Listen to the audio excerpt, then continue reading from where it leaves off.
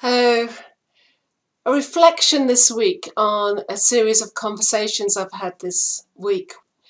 The first is a client who is extremely surprised to be happy in her job role. She says, Sue, I'm actually working for a decent boss, a decent manager.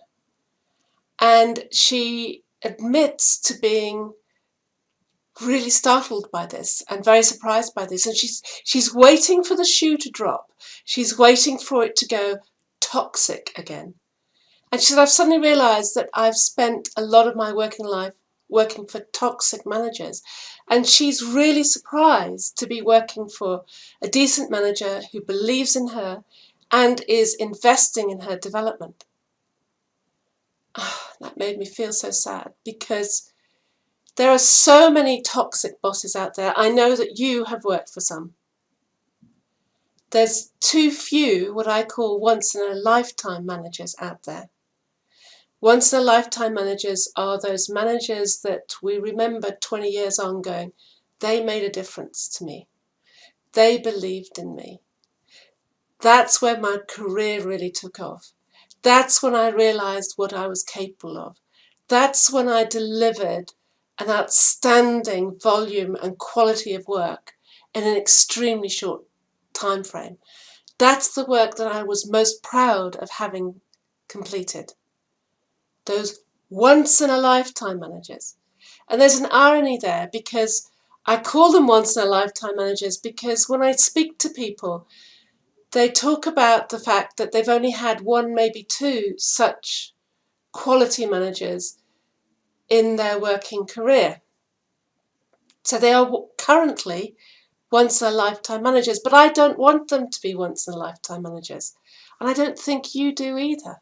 Otherwise you wouldn't be here watching this video, picking up these emails. I want once-in-a-lifetime managers to be the standard normal manager. And for the toxic bosses that seem to be everywhere to be the rare ones.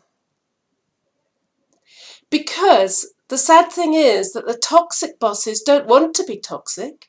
They haven't set out to be toxic. They don't get up in the morning and think, oh, today I'm going to make my team's life a misery. They don't have that intention. They want to be brilliant managers. So how come they're not? Well, sadly, we've got a kind of situation where if they are being managed by toxic bosses, they're thinking that that is what management is. I remember once I spoke to a really top-hole, brilliant manager, and he'd had a 360-degree feedback, and his boss, his colleagues, his team were all singing his praises. And I asked him, how did you learn how to be a great manager?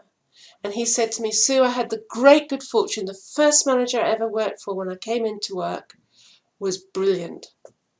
So right from the get-go, as a sort of young, naive, green, enthusiastic, newbie to the world of work, he was exposed to great management. So he knew right from the off what really good management is. I thought, yeah. What if you want to be a great manager, but you have never personally yourself experienced great management? Well, then it's hard, isn't it? To know what management is, to know all the nuances, to understand that great management is done by small conversations, by everyday interactions, by turning up every morning, going again. It's very hard.